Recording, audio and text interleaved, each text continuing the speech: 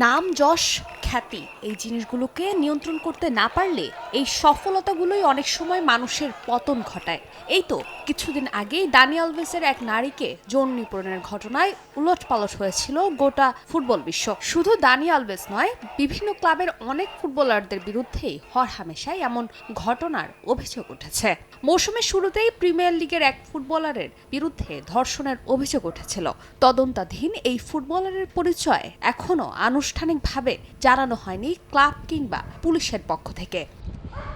এবার সেই ঘটনা শেষ হতে না হতেই নতুন ঘটনার জন্ম দিয়েছে ইংলিশ প্রিমিয়ার লিগে খেলা দুই ফুটবলার। ইপিএল এর দুই তরুণ ফুটবলারকে গ্রেফতার করেছে ইংল্যান্ডের পুলিশ। একই ক্লাবে খেলা এই দুই ফুটবলারের বয়স মাত্র ১৯ বছর। এমন ঘটনায় আবারও উদ্বেগ ছড়িয়েছে প্রিমিয়ার লিগ ফুটবলে। ব্রিটিশ গণমাধ্যমের খবর অনুযায়ী গ্রেফতারকৃত দুই ফুটবলারকে জিজ্ঞাসাবাদ করেছে পুলিশ। তবে তদন্তের জন্য সেই দুই ফুটবলারের নাম প্রকাশ করা হয়নি। মূলত দুদিন আগে এই ধর্ষণের ঘটনা ঘটে।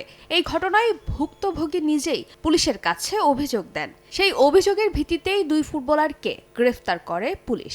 তবে জিজ্ঞাসাবাদ করার পর তাদের জামিনে ছেড়ে দেওয়া হয়। তবে এই ঘটনার তদন্ত চলমান থাকবে বলে জানিয়েছে কর্তৃপক্ষ। ১, ২, ৩ ঢাকায় জমি জিতে নিন ১০০% ক্যাশব্যাক সহ ২০ কোটি টাকার পুরস্কার। গণমাধ্যমের খবর অনুযায়ী ধর্ষণের এই অভিযোগ এখনো পুলিশের হাতে থাকায় অভিযুক্তদের ক্লাব এখনো কোনো মন্তব্য করেনি। এদিকে এমন অভিযোগে এর আগেও ইংলিশ প্রিমিয়ার লিগে বেশ কয়েকজন ফুটবলারকে গ্রেফতার করেছিল পুলিশ।